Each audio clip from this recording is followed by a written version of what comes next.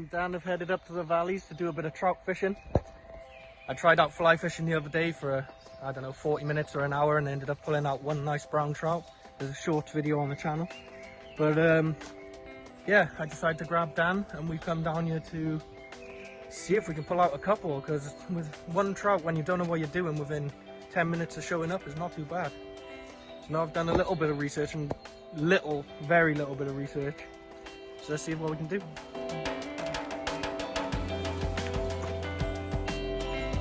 Dan's experiencing polarized glasses for the first time.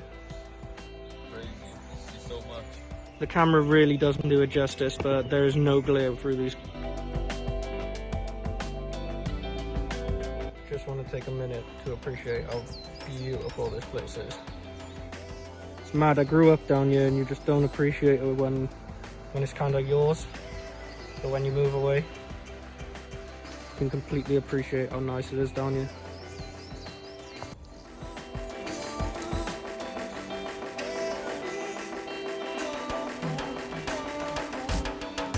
Just threw the fly for 2-3 minutes while Dan was setting up his spinner rod. I'm not gonna lie to you, I've caught more trees than fish.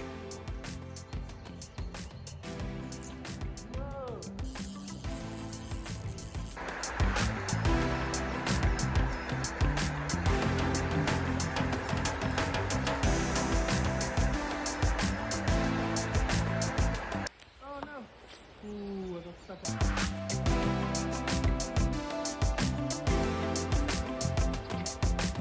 I don't think you have the facilities for that, big man.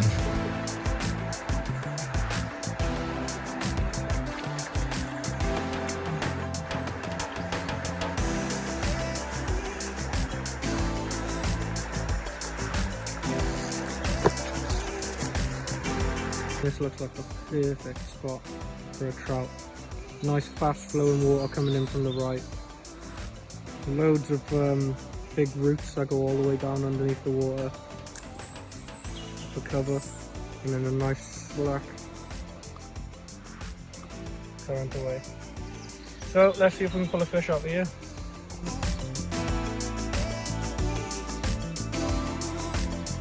And now the spot we actually came to fish. Let's check it out.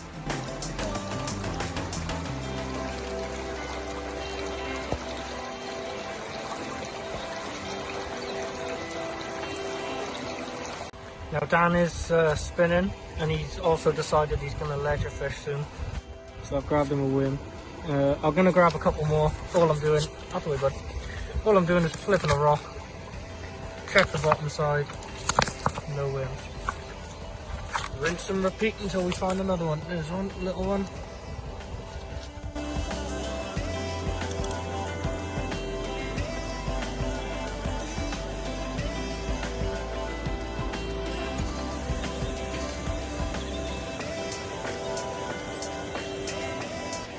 Well, you know the saying, you can't take some people anywhere? That applies for my brother. Go on lad, fall in for content.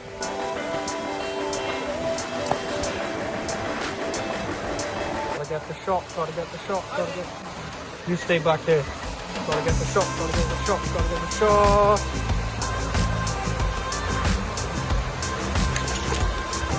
Hey! Okay. Come on boy, that's it. Good boy. You made it, come here.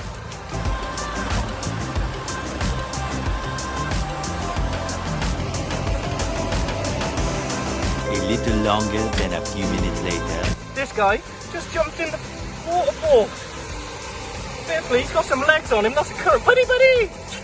The other rod, Dan's finished spinning, so what we're going to do is put a 1 ounce weight on with a size 12, I think I've got hook. Put a worm on, send it right out into the middle of the big deep pool, and then just leave that rod sit and do its thing.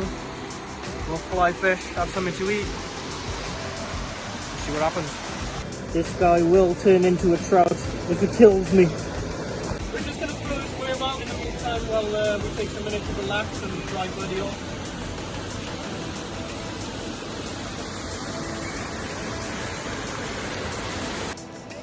Just going to quickly run through some of the gear that we're using today. Cut with some slack because I have absolutely no idea what I'm talking about when it comes to fly fishing. But we're using a 9-foot airflow rod. And on that we've got a Shakespeare reel. I don't know anything about the line. The leader, this is the little fly that we're using. And I honestly don't know why I'm using it. The only reason I'm using it is because I caught a fish on it yesterday, if I'm honest. Well, it's starting to thunder and sprinkling to rain, so this session might get cut short, but we're not ending it yet. We've still got the other side of the river to try until we get rained off. You're about to see a whole lot of rain dump on my head. I just watched it come from all the way down there, and I watched the speckles of rain start rising all the way up the river, and now it's finally hit us. So I think it might be time to get in the tunnel. Oh, that's a big beat. I don't mess with these. One eternity later. I really wasn't expecting anything that big in this river to even move the rod tip. I thought it was all going to be line work, but I think we're going to get back in with the... Oh, we're on. Just put that monster worm in, and we caught a little brown trout. This is nothing like the one we had yesterday, but still a beautiful one. I can get down here. Because with brown trout, they got a slime coat that keeps them like healthy. And you're meant to wet your hand before you touch them. It keeps that slime coat nice. What a beautiful fish.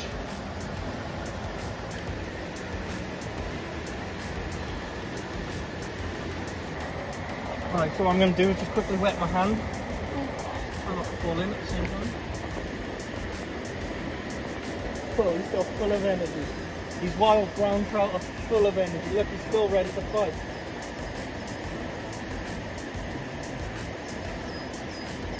If you take a look at the airflow that comes into here. Beautiful brown trout.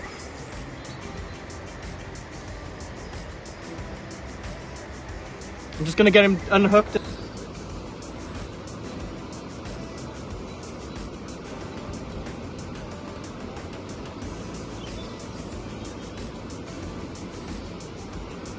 Now this is a small wild brown trout, nowhere near enough, big enough to keep. We're not keeping any today anyway. But we're just going to get him back in. He's been out in the water for a long enough. He's already kicking, he's ready to do it.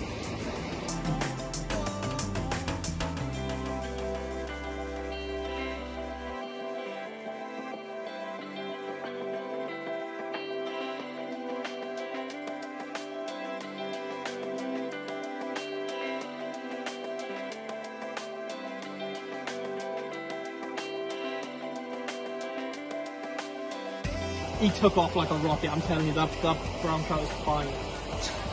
Let's get back on it, let's get another one. Trout just rose on the fly, so we're casting straight on his head basically. Is this safe for fishing like this? I don't know. I know it's not smart to hold anything metal and wet. These trout are almost too smart for me. But it's not all about catching the big ones, it's just as fun catching the small ones when they're as crazy as that. The fight from a brown trout is like nothing else. But anyway, thanks for watching. There'll be another one next week. Pike, trout, grayling, we don't know yet. We'll figure it out. See you soon. See you soon.